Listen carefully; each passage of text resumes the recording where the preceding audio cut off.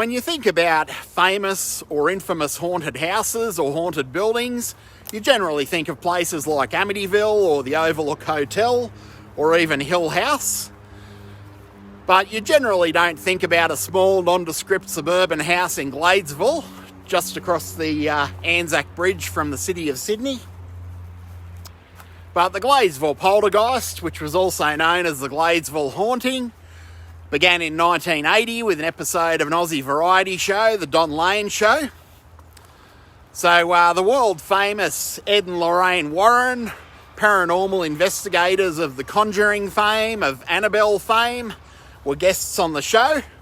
And at one point during the call-in portion of the live show, a terrified couple at their wits' end from Gladesville called in, and they piqued the interest of everyone's favourite paranormal investigation couple.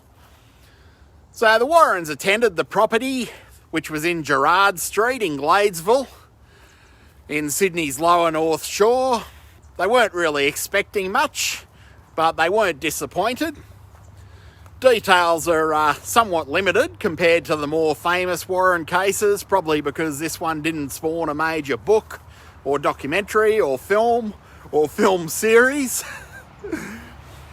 But reported activity included classic poltergeist elements that some accounts suggest escalated towards something more sinister, that the Warrens kind of described as possibly being demonic or inhuman.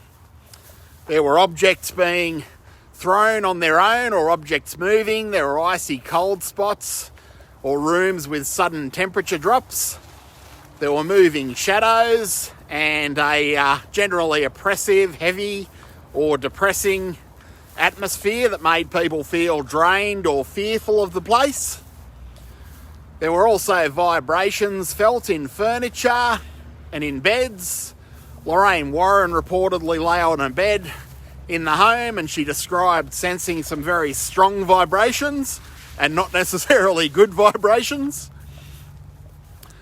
There was a general sense of negative energy about the place, with claims of witchcraft or a lack of positivity or a lack of godly presence in the house.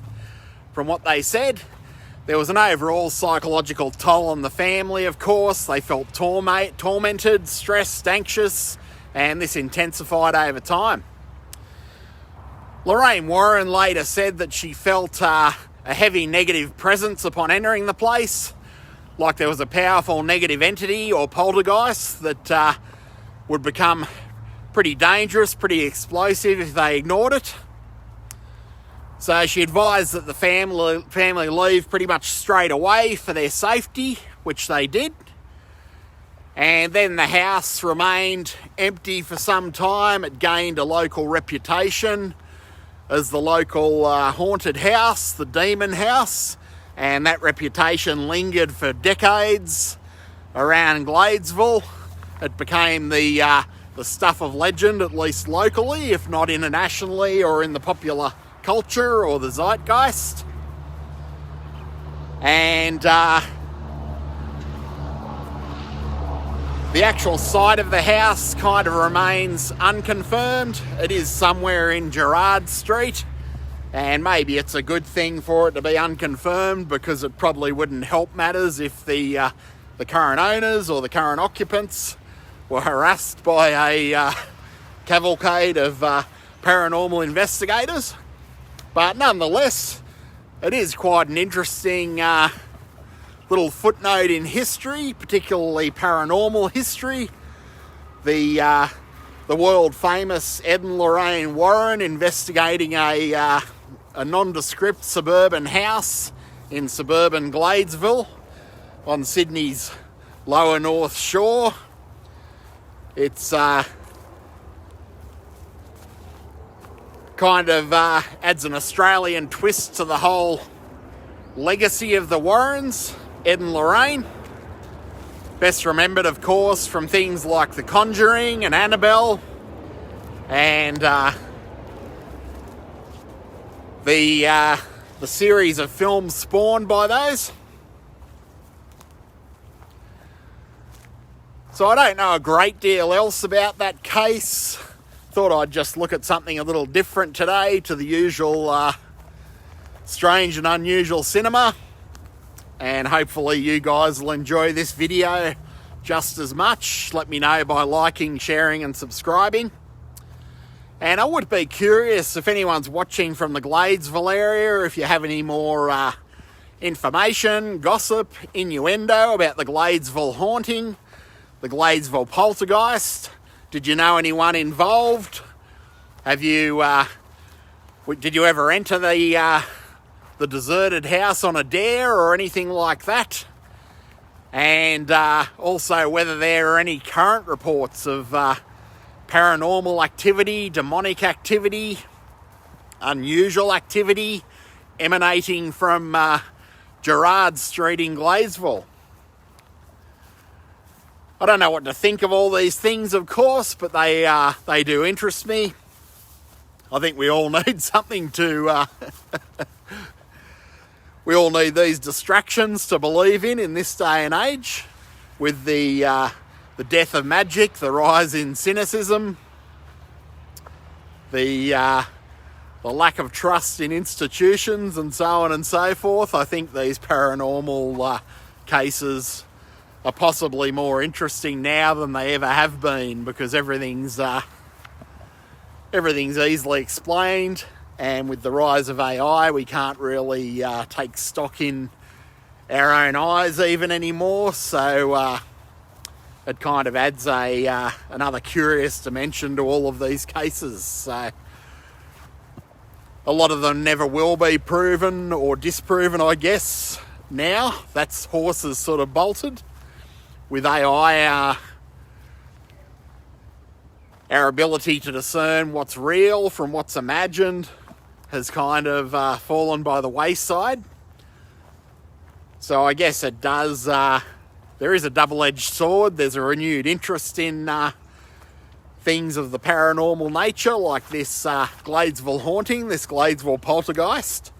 But on the other hand, if anyone were to do a serious investigation and find the ghostly or poltergeistly or demonically smoking gun in this location, the unfortunate thing is that they probably wouldn't be believed and everyone would just assume that AI was the culprit rather than anything supernatural or demonic. Nonetheless, I think these things are kind of fun. I hope you've enjoyed this video, enjoyed coming along with me on a stroll down memory lane, back to a time when we had those big television events like the Warrens being on the Don Lane show, those events that kind of united us and brought us together, the original water cooler talk content, I guess you'd say, that doesn't really exist anymore. We all live in our own little algorithms, as is evidenced by you watching this content right now, which is both a good thing and a bad thing. It's a good thing in terms of, I guess, variety and broadening our horizons, but it's also a bad thing in terms of community unity. And unity, as we all know, is part of the, literally part of the word community. And we don't really enjoy that anymore, and that can be even more terrifying than a Gladesville Poltergeist or Gladesville Haunting. But nevertheless, getting off track, I guess. So I'll probably do the occasional one of these videos when I find something of interest that I feel like talking about, and something that I feel I can segue off into other things from, other subjects, just to keep things fresh. But I'll mostly be sticking to the strange and unusual cinema.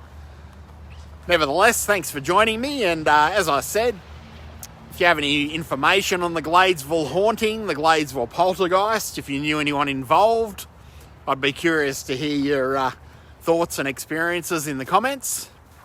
And otherwise, I'm off to enjoy the rest of my morning, and I hope you do too.